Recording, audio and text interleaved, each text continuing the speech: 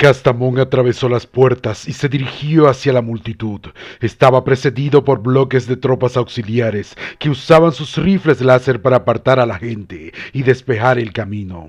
Miles de refugiados corrían a través de la oscuridad y pululaban alrededor de las puertas, heridos y traumatizados, compitiendo por un lugar en la fortaleza. Pero Castamón apenas los registró, marchando por la avenida hecha por los soldados hacia los campos. El aire se resistía, espeso, grasiento y lleno de esporas.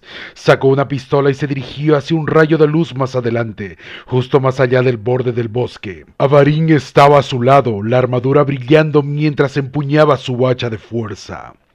Señales de vida. Castamón asintió. Lo veo. Parpadeó sigilos a través de su pantalla de timón. Es Vultis, pero parece que cayó duro. Los soldados auxiliares empezaron a quedarse atrás mientras él y Avarín aceleraban el paso.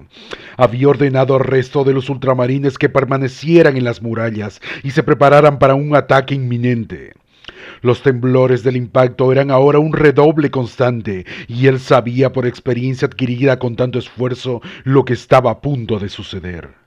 Después de unos minutos, vio la forma del Storm Speeder derribado más adelante, recortada por las llamas que salían de su fuselaje. Él vive, dijo Castamón cuando una figura se acercó corriendo hacia ellos. Reconoció la forma de la armadura Gravis del boticario y el equipo de autopsia montado en su mochila.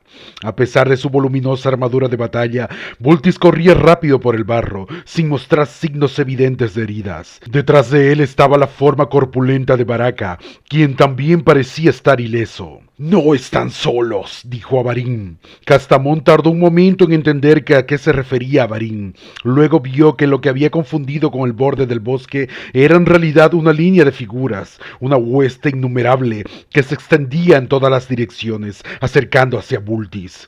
«Necesito fuego de cobertura». Castamón miró hacia atrás a las tropas que corrían tras ellos, pero la luz es demasiado escasa. Podrían alcanzar a Vultis y Baraka. «Puedo ayudar», respondió Avarín. «Avarín, ¿estás seguro? Vi cómo te agotaba leer los pensamientos de la cónsul. ¿Tendrás suficiente control?» «Un poco de luz, hermano. Todavía puedo manejar eso». Antes de que Castamón pudiera presionarlo más, Avarín levantó su hacha, gritando un juramento mientras corría. La energía latía desde su capucha blindada, resplandecía por su brazo y encendía las runas del hacha. La temperatura bajó y los golpes distantes se silenciaron. Luego columnas de luz brotaron de debajo de la tierra, atravesando charcos y canales, iluminando los campos a cientos de pies en todas direcciones. Castamón sintió una oleada de poder justo. Era más que luz, era la fuerza de la voluntad de Avarín, encendiendo el aire. Vultis emergió del resplandor. Su armadura blanca brilló cuando Baraka lo persiguió, pero Vultis y Baraka no fueron las únicas cosas que Avarín había revelado. Detrás de ellos, la luz bañaba una marea de formas brillantes. Miles de zinos que tronaban desde el bosque. Eran tan numerosos y frenéticos que era difícil distinguir uno de otro. Caparazones, garras, zarcillos y picos, todos fusionados. «¡Fuego de cobertura!», gritó Castamón a través del canal de voz, levantando su arma mientras corría a través de la luz. El sonido que siguió fue inmenso. Había cientos de soldados en el campo detrás de Castamón y otros tantos en los muros de la fortaleza, y como un solo abrieron fuego junto con las armas láseres y los vólteres de los ultramarines. Se oía el estruendo de las baterías de los cañones automáticos que hacían temblar el suelo y disparaban duros proyectiles contra el ejército que se aproximaba. El bombardeo se estrelló contra las primeras filas, desgarrándolas. Hubo un traqueteo de cuerpos explotando cuando los disparos vaporizaron proyectiles y arrojaron miembros por el aire. Vultis y Baraka ignoraron la carnicería que estalló detrás de ellos y continuaron corriendo hacia Castamón y Avarín. Corriendo a través de la tierra temblorosa, pero algunos de los dinos se acercaban a ellos, criaturas humanoides desgarbadas, con brazos como guadañas de hueso y poderosas patas traseras que los lanzaban adelante a una velocidad increíble. Se retorcieron y se tambalearon mientras corrían, azotando el aire y cortando el suelo. «¡Avarín!», gritó Castamón, antes de abrir fuego, escupiendo rondas de Volter a los tiránidos. «¡Derríbalos!». ¡Ormacrash! Rugió Avarin, empujando su hacha de fuerza hacia la hueste alienígena. No pasó nada. Entonces el bibliotecario gritó y tropezó, bajando su hacha. La luz murió, el tiroteo cesó. Castamón se detuvo y miró a Avarin. Casi podía ver al bibliotecario en el resplandor de los rayos láser, agarrándose la cabeza y tropezando, a punto de caer. Miles de cascos resonaron por el suelo detrás de Castamón. Los soldados gritaron alarmados. Ya no podían ver a su enemigo, pero estaban lo suficientemente cerca como para oírlo venir. Castamón silenció las voces. Pensamientos que lo distraían intentaron invadir su conciencia. Pensamientos de lo que sucedería si él y sus hermanos de batalla no conseguían llegar a la fortaleza. Ahuyentó las dudas, decidido a analizar la situación con desapasionamiento. A diferencia de los humanos, todavía podía ver razonablemente bien, incluso en la oscuridad casi total. Vultis y Baraka seguían corriendo hacia él, a solo unos segundos de distancia ahora, pero la vanguardia tiránida estaba a punto de alcanzarlos. Agarró su combiarma y escuchó el tranquilizador chapoteo del Prometheum. Luego apoyó el arma en su cadera y roció llamas candentes a través de la noche, rasgando la oscuridad. Apuntó cerca de Vultis y Baraka, pero no tan cerca como para herirlos. Tiránidos estallaron, explotando en llamas, rodando y cayendo por el suelo. Su fuego también iluminó las filas más atrás, dando a los soldados detrás de él la oportunidad de abrir fuego. Hubo otro bombardeo ensordecedor. ¡Lo tengo!, gritó Vultis cuando llegó a Castamón. No se detuvo a hablar, corriendo hacia la fortaleza con Baraka a su paso. Castamón lanzó otro torrente de llamas, consideró su próximo movimiento. «¿Necesitamos ganarle tiempo?», jadeó Avarin, tropezando a través de la oscuridad a su lado. Parecía espantoso, pero tenía el puño levantado listo para disparar el bolter de asalto fijado en su brazalete, listo para morir si era necesario. «Díjanos eso a nosotros», crepitó la voz de Tánaro por el comunicador.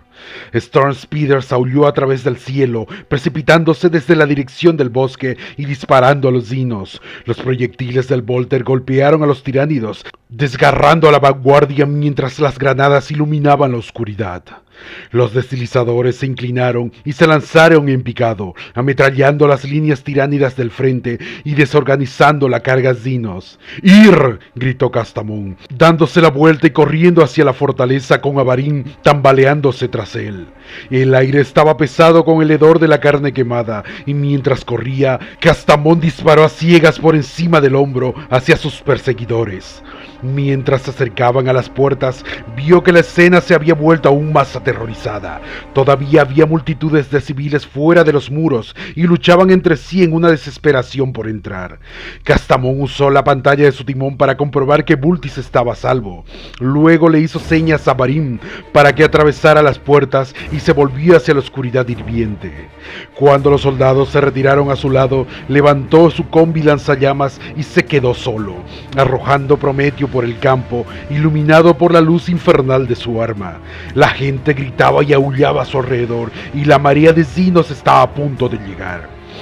Rostros inhumanos brillaban a la luz del fuego. Los ojos de color negro basalto no mostraban rastro de emoción. Los disparos llovieron sobre ellos desde las almenas, pero fue como arrojar guijarros al mar, y donde quiera que miraba, los civiles corrían y tropezaban por los campos embarrados, abandonando sus bolsos y posesiones, desesperados por escapar. «No puedes hacer más por ellos». Avarin sonaba tranquilo de nuevo. «Debemos cerrar las puertas y levantar los escudos». Castamón asintió. La ola estaba a punto de romper. Los tiránidos estaban casi sobre ellos. «Sargento Tánaro», boxeó, «ya has hecho suficiente. Lleva a tus hombres de vuelta a la fortaleza». Los Storm Speeders se ladearon y rugieron hacia él, volando bajo, sin dejar de disparar contra los tiránidos. Luego se elevaron por encima de las paredes. «Ahora», advirtió Avarin. Castamón disparó una vez más, luego le dio la espalda a la carnicería y atravesó las puertas. Detrás de él, los tiránidos se abrieron paso entre la multitud. Hubo una explosión de gritos y el sonido de personas siendo destrozadas. Los monstruos no tenían sentido, arañando y devorando en un frenesí. Cuando Castamón entró en el patio, el sargento Tánaro vio corriendo hacia él desde la dirección opuesta con sus hermanos de batalla, todos ellos empuñando piroblastos. Dispararon hacia la oscuridad cuando las puertas se precipitaron hacia abajo, incinerando todo lo que cargaba hacia la brecha que se cerraba rápidamente. Las puertas se cerraron de golpe, pero un solo tiránido saltó primero, siseó girando alrededor, sus garras arañando el rococemento y su cola azotando. El sargento Tánaro se adelantó con la pistola Volter en alto y disparó varios tiros a través de la cabeza del monstruo, haciéndolo retroceder contra las losas.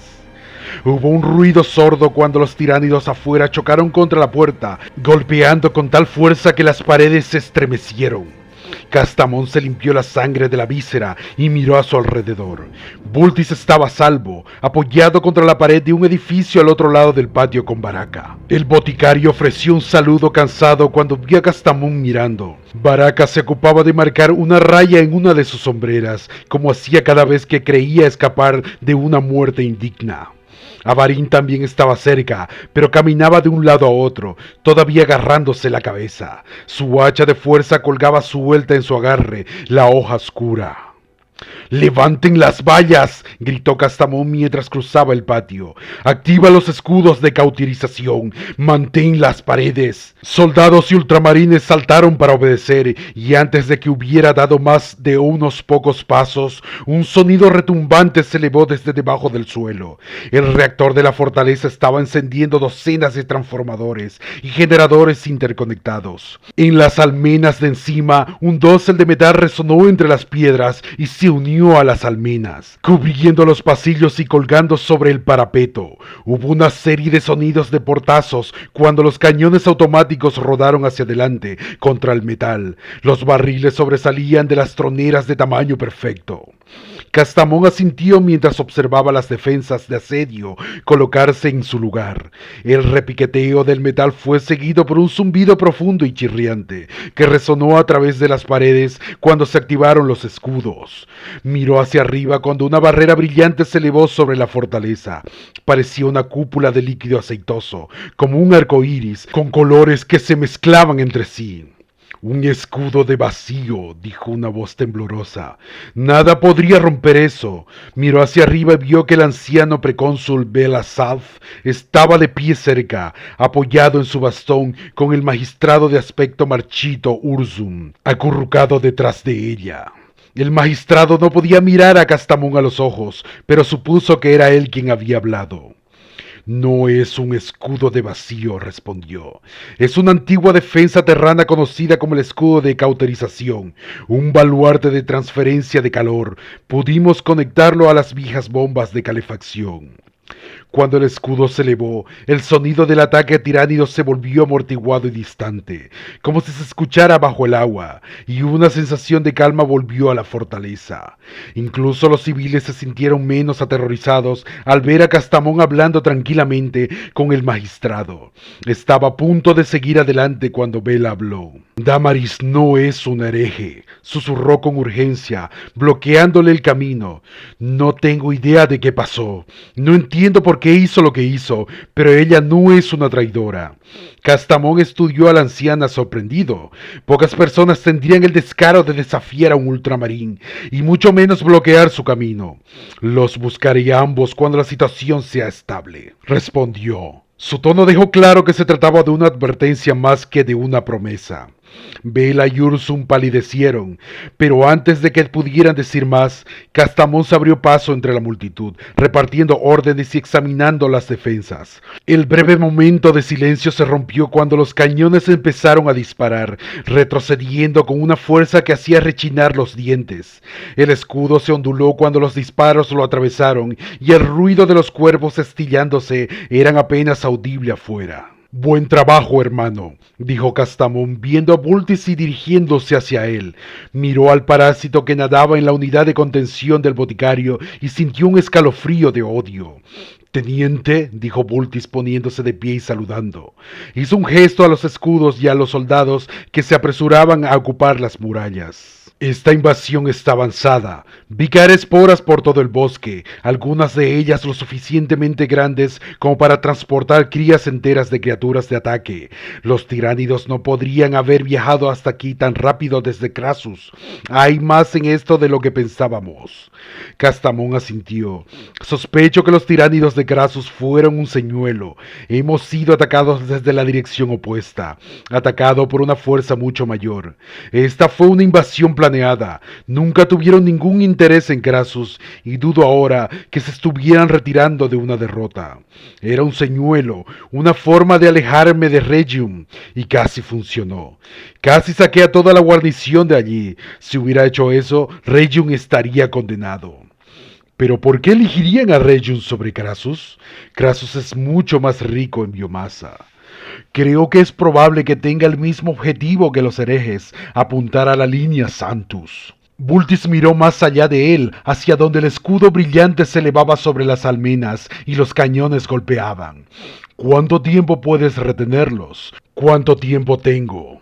Zarax está hecho para resistir. Estamos bien provistos, pero este es un gran anfitrión. No puedo decir cuánto aguantarán los escudos. Puede ser tan poco como horas. ¿Y qué pasa con la población en general?, preguntó Baraka, todavía tallando su sombrera. ¿Qué pasa con la gente en el resto del planeta? He hecho lo que he podido por la gente de la provincia de Samnium, respondió Castamón. Todos los refugiados en el norte del continente han sido dirigidos a la colmena Salamis, y la colmena se mantendrá. Están bien defendidos y el gobernador Zerok tiene todo el complemento de cadianos de Regium. En cuanto al resto del planeta, miró a Vultis. Su mejor esperanza es que complete su investigación rápidamente. Si nuestra teoría es correcta y los tiránidos están pensando tácticamente, su energía se concentrará aquí. Intentaron llevarme a Krasus y fracasaron, así que ahora intentarán devorar a Zarax. Somos el objetivo principal. Vultis asintió. Es demasiado pronto para hacer una evaluación definitiva, pero lo que he visto puede encajar con esta teoría.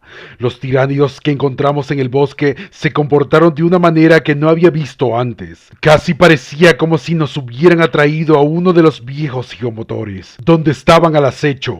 Una vez que llegamos nos rodearon. Me acordé de las técnicas de caza que usaba cuando era joven. Te sacaron igual que hicieron con Tyrus.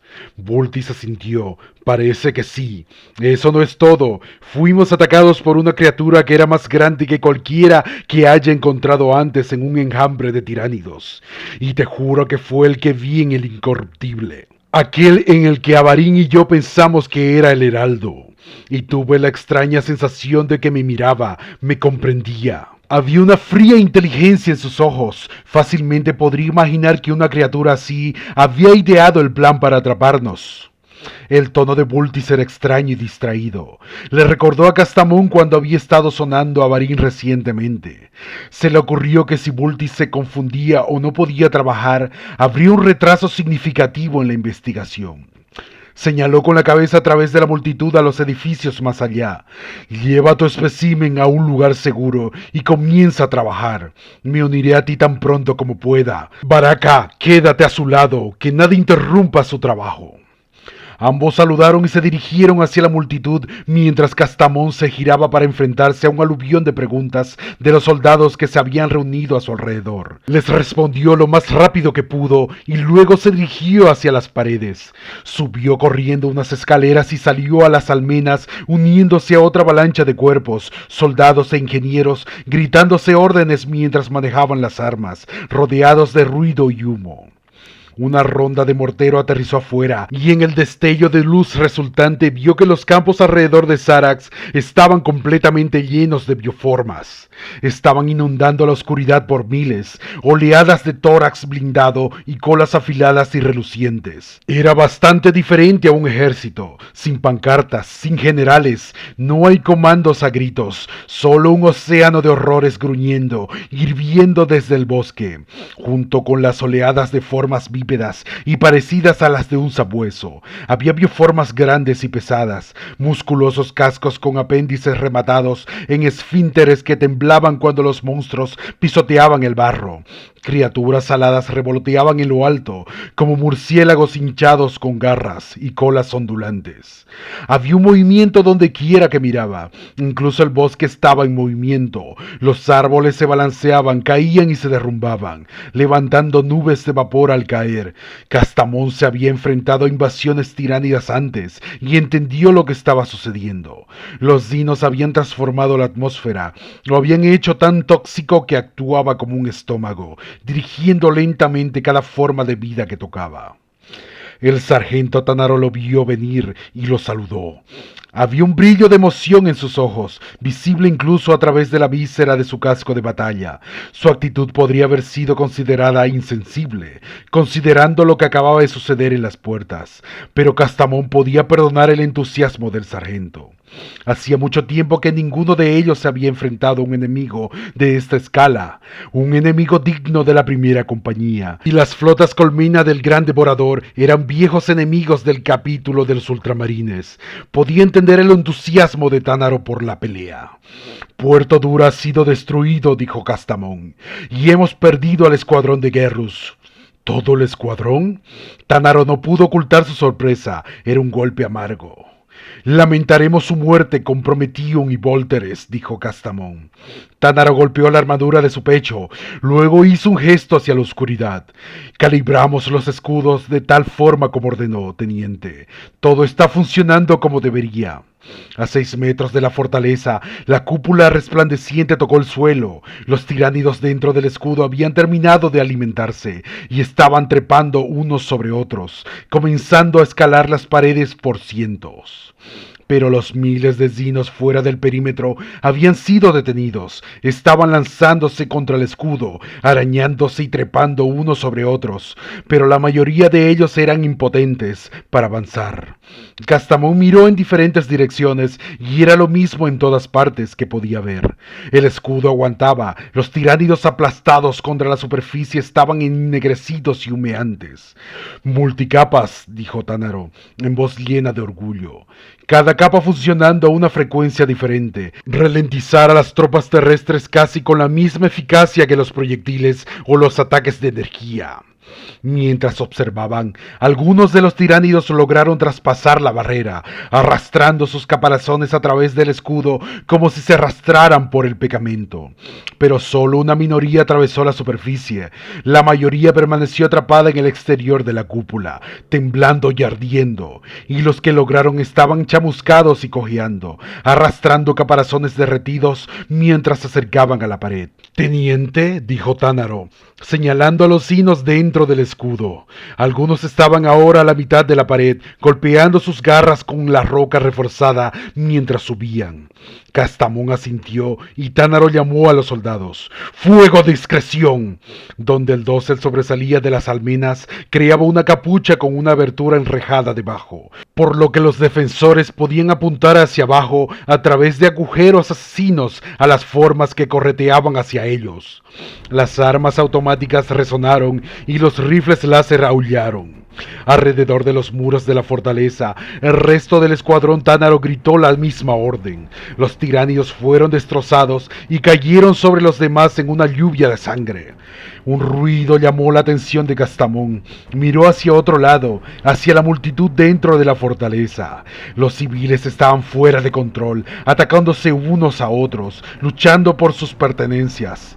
Eso era exactamente lo que esperaba evitar, pero con el cónsul bajo arresto, la turba no tenía líder. Las tropas auxiliares estaban tratando de restablecer el orden, pero muchas de las personas se habían ido demasiado abrumadas por las escenas en la puerta y exhaustas por el viaje. Finalmente encontraron una manera de expresar su indignación y horror por lo que habían visto. «Hacemos tanto por ellos», dijo Tanaro con altivez. «Nos enfrentamos a cosas con las que nunca podríamos soñar y nos pagan con traición y barbarie». Su mano descansaba sobre su pistola. «Ellos son la razón por la que existimos», interrumpió Castamón. «Y harías bien en recordarlo. El emperador nos forjó a través de la lujuria de la batalla. Él nos forjó para preservar la humanidad». Tocó el arma de Tanaro, lo que requiere más que municiones.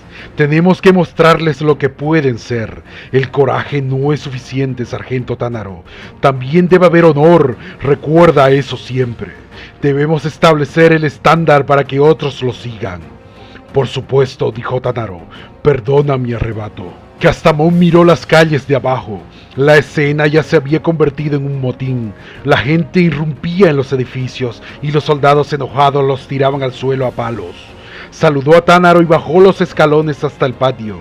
Cuando estuvo de vuelta en el suelo, caminó hacia los escalones de la biblioteca y se paró en lo alto de ellos, enmarcado por el gran pórtico del edificio.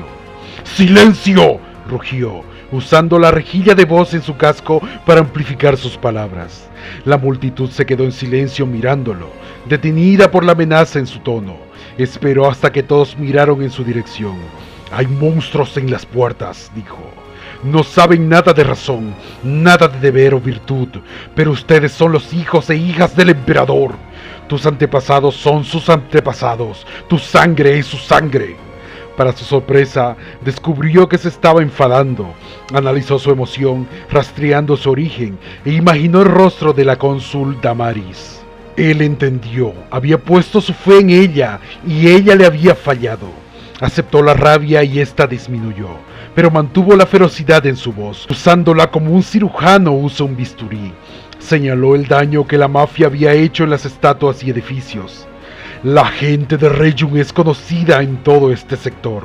Eres respetado y admirado. Mantuviste el mundo puro cuando tantos otros cayeron en la herejía.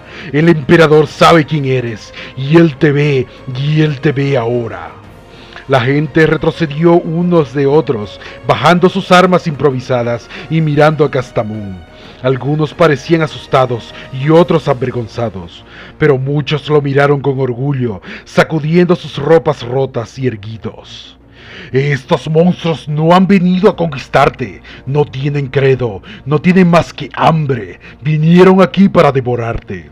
La gente comenzó a verse aterrorizada de nuevo, volteándose unos a otros y susurrando frenéticamente.